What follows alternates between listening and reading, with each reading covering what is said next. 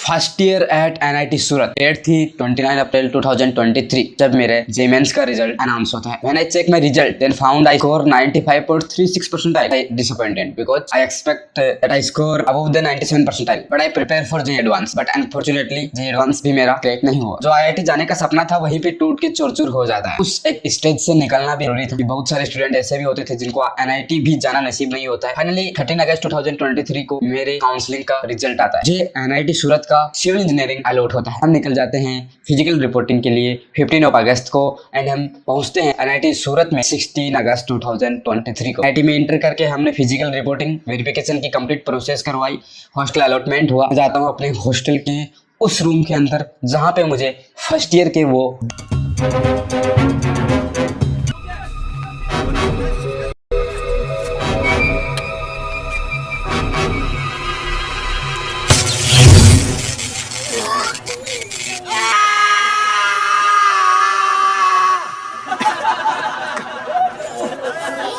क्योंकि first year एक ऐसा ये होता है जिसमें हम मैक्सिमम मज़े कर रहे होते हैं, अपने मैक्सिमम फ्रेंड्स हमारे बन रहे होते हैं, फ्रेंड सर्कल एक अमेजिंग हो रहा होता है। जैसे जैसे फर्स्ट ईयर से फिर second year, third year, fourth year तक जाते हैं। First year is very important for every student. Finally कहीं ना कहीं हमारे माइंड में था और कहीं ना कहीं हम यूट्यूब पे भी देखा करते थे, मोटिवेट हुआ करते थे कि finally I got NIT this, NIT this, IIT this, IIT this.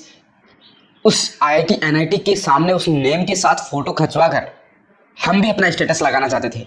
कहीं ना कहीं वो एक ट्रेंड होता था, कहीं ना कहीं एक वो मन में एक ड्रीम होता था कि मैंने जो मेहनत की है और जो मैंने उससे पाया है वो कहीं ना कहीं तो दिखे यार। बिकॉज हमने जो मेहनत की है, लोग कहते थे कि तुम क्या ही कर लोगे, इतने घंटे पढ़ते हो, वो करते हो, उनको कहीं ना कहीं थोड़ी सी झलक तो दिखाई जाए कि हम एनआईटी सूरत के अंदर वो जगह सर्च करना जहाँ पे मुझे ये सब कुछ मिल सके। फाइनली मुझे लगते हैं एनआईटी सूरत के 2 मेन गेट, जिसमें से सेकंड जो गेट होता है उसके ऊपर एनआईटी सूरत का सरदार वल्लभ भाई नेशनल इंस्टीट्यूट ऑफ टेक्नोलॉजी बहुत ही अच्छे अक्षरों में लिखा हुआ था। हमने वो जगह डिसाइड की कि यही सबसे सूटेबल जगह है हमारी पहली फ़ोटो विद एनआईटी सूरत के। तो वहाँ पे हमने कुछ फ़ोटोज अपनी क्लिक की। हमारे स्टार्ट होने वाली थी कॉलेज लाइफ और हॉस्टल लाइफ। बहुत सारे टीवी सीरियल्स या मूवीज़ या हम यूट्यूब वीडियोज़ में देखे होंगे कि फ्रेंड सर्कल होते हैं जो कैसे अपनी हॉस्टल लाइफ में, कॉलेज लाइफ में क्या कुछ कर रहा होता है। मतलब अजीब अजीब चीज़ें आपके सामने हो रही होती है। हॉस्टल के अलग अलग दोस्त, वो बर्थडे मनाना, वो साथ में बैठ के मूवीज़ देखना, रात भर हॉरर मूवीज़ देखना, बहुत सारे सीन हमने देखे हैं। 3 इडियट मूवी के सीन भी हमने देखे हैं। कहीं ना कहीं वो मन में होता है कि हम भी वो हॉस्टल में जाकर वो लाइफ जिए। तो उसी लाइफ को जीने के लिए हम निकल जाते हैं इस जर्नी को स्टार्ट करने के लिए। लेकिन स्टार्टिंग के 1 या 2 दिन हमें लगता है कि यार अपने घर वालों को छोड़कर हम बहुत काफ़ी दूर आ चुके हैं और इतना जल्दी हम मन चाहे तब हम जा भी नहीं सकते। 1-2 दिन निकलने के बाद में आपको पता है कि जैसे हम हॉस्टल लाइफ में एंटर करते हैं, कॉलेज लाइफ में एंटर करते हैं, तो बहुत सारे नए चेहरों से हमारी मुलाकात होती है और कहीं ना कहीं वो नए चेहरे आगे जाके कुछ अच्छे दोस्त बनते हैं और कुछ अच्छे दोस्त बनकर टूट जाते हैं। चेहरे हमारे सामने आ रहे होते हैं, उनसे मिलते जाते हैं, उनसे कहीं ना कहीं दोस्ती होती जाती है। फिर धीरे धीरे हमारा दोस्तों का ग्रुप बनता जाता है और वही ग्रुप जो फर्स्ट ईयर की कंप्लीट यादों को बनाने में आगे लग जाता है। तो हमारा ओरिएंटेशन कंप्लीट होने के बाद हम जर्नी होती है फर्स्ट ईयर के फर्स्ट सेमेस्टर की। हमारी क्लासेज, बहुत सारी लैब, बहुत सारे प्रैक्टिकल्स, असाइनमेंट रिटर्न करने के बाद में आती है हमारी लाइफ की first BTech first year sem first की मिड सेम एग्ज़ाम। आज तक हमने बहुत सारे शेड्यूल बनाए थे जेईई प्रिपरेशन के दौरान कि हम इतने घंटे ये पढ़ेंगे, इतने घंटे वो पढ़ेंगे और इतनी बजे सोना है, इतनी बजे उठना है। बट वो सभी रूल यहाँ पर आप बनाने की ट्राई भी करोगे तो वो ऑटोमेटिकली टूट ही जाते हैं। This is rule in college life, specially engineering college life.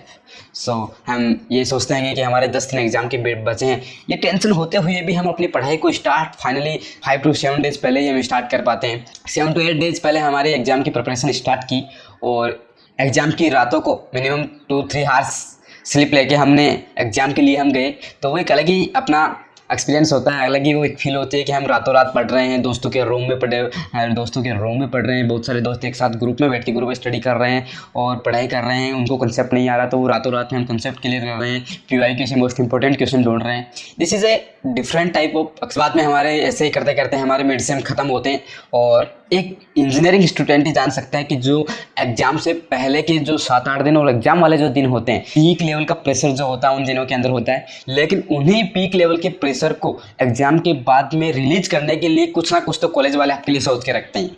तो वही एक मोमेंट आता है, वही सभी फ्रेशर्स जो आते हैं, सभी जो कॉलेज वाले जो सभी जेई की प्रिपरेशन करके आते हैं, वो सोचते होंगे कहीं ना कहीं हमारी पार्टी होगी, कहीं ना कहीं हमारे इवेंट होंगे, कहीं ना कहीं हमारे कुछ सेलिब्रेशन चल रहे होंगे जिसमें हम पार्टिसिपेट करेंगे, जिसमें हम मौज मस्ती करेंगे, इंटरेक्ट करेंगे एक दूसरे से।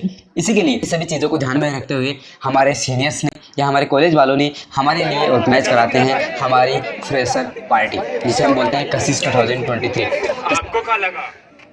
डर गए?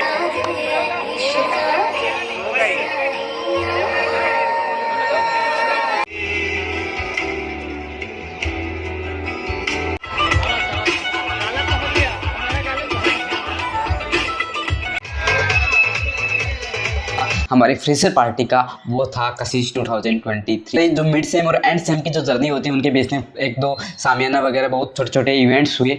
उन इवेंट्स में हमने पार्टिसिपेट किया, एंजॉय किया, और उसके बाद में ये जो हमारी जर्नी थी अपनी लैब वाइवा, अपनी प्रैक्टिकल्स, थ्योरी लेक्चर्स, ये करते करते हमारा पता ही नहीं चलता कि कब एंड सेम आ जाता है। सेम के अंदर आपका कंप्लीट सिलेबस आ रहा होता है, आपके आज तक जो प्रैक्टिकल किए उनके वाइवा आपके लिए जा रहे होते हैं, एज ए इंटरव्यू आपके वाइवा लिए जा रहे होते हैं, फिर आपने जो प्रैक्टिकल में किया वो आपको अकेले को परफॉर्म। उसके बाद में जैसे ही हमारे एंड सेम खत्म होते हैं, सेशन होता है वो थोड़ा सा लेट स्टार्ट होता है, तो उसकी वजह से हम विंटर वेकेशन का मज़ा नहीं ले पाते हैं। दोस्तों के साथ जो विंटर वाली ट्रिप है वो हम नहीं मार पाते हैं, और हमारा डायरेक्ट सेशन हो जाता है स्टार्ट। सेकंड सेम में भी वही सारी प्रोसेस चलती जाती है, हमारे इसमें कल्चरल इवेंट होता है इस पर। सेकंड सेम के अंदर इंटर करते हैं तो हम सोचते हैं कि यार हमने फर्स्ट सेम को तो ऐसे ही वेस्ट कर दिया, हमने बहुत सारे कुछ घर से वीडियोज़ देख के आए थे कि दिस इज़ रोड में फॉर कंप्लीट फर्स्ट ईयर, कि हम इतने घंटे अपने कॉलेज के अंदर निकाल कर कोडिंग को दे रहे होंगे, इतने उनको दे रहे होंगे, वो सब कुछ हम नहीं कर पाते हैं।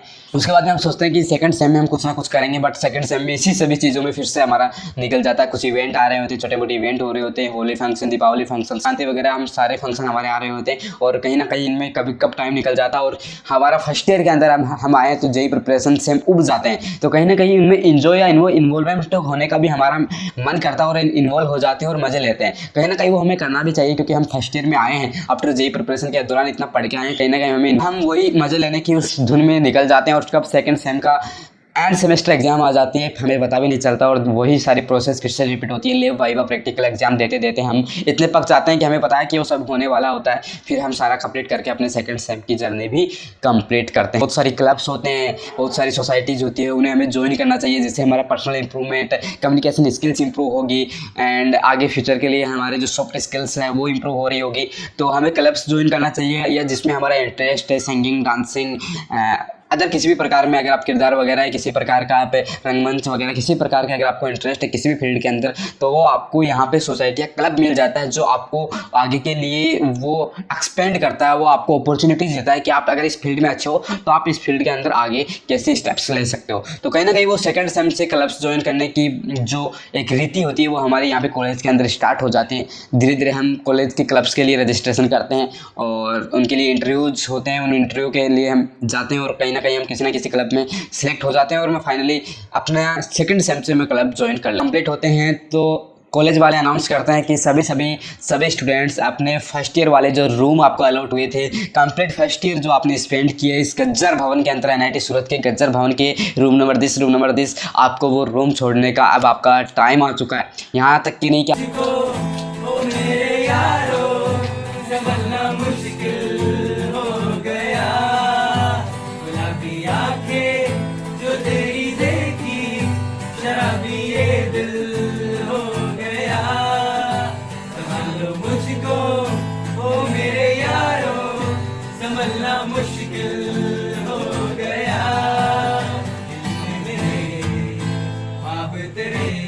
आप अपने रूम को कम्प्लीटली खाली कीजिए, और सारा सामान जो है एक अपने हॉल के अंदर आपका रखवा दिया जाएगा। वहाँ पे हम अपना सामान रखते हैं और हम निकल जाते हैं अपने फ्रेंड्स के साथ एक लंबी ट्रिप के साथ। 3-4 दिन की हमने ट्रिप प्लान की होती है, और उस ट्रिप में हम गुजरात में कवर करते हैं सोमनाथ, द्वारिका और दीव। अमेजिंग एक्सपीरियंस है। तो सबसे ज़्यादा जो मज़े आए थे इस ट्रिप में, वो एक अमेजिंग हमारे ट्रिप फर्स्ट ईयर की जर्नी खत्म होती है, और कब पता भी नहीं चलता कि हमारा फर्स्ट ईयर कब खत्म हो गया। इन्हीं मिड सेम एंड सेम, इन्हीं इवेंट्स, कशिश, स्पर्श एंड ट्रिप के प्लान में ही हमारा फर्स्ट ईयर कंप्लीट हो जाता है। बाद में हमारी आती है लॉन्ग समर वेकेशन। 3 मंथ्स की हमारी समर वेकेशन होती है। जो एक प्रीसियस हम टाइम बोल सकते हैं, या आफ्टर फर्स्ट ईयर 1 साल के बाद हम अपने घर वालों के पास वापस जा रहे होते हैं कि हाँ हमने फीटेक फर्स्ट ईयर कंप्लीट कर लिया होता है। अपने घर पे ट्रिप वगैरह निकाल कर हमने कंप्लीट करते हैं और उसके बाद में हम स्टार्ट करते हैं अपने सेकेंड ईयर की जर्नी।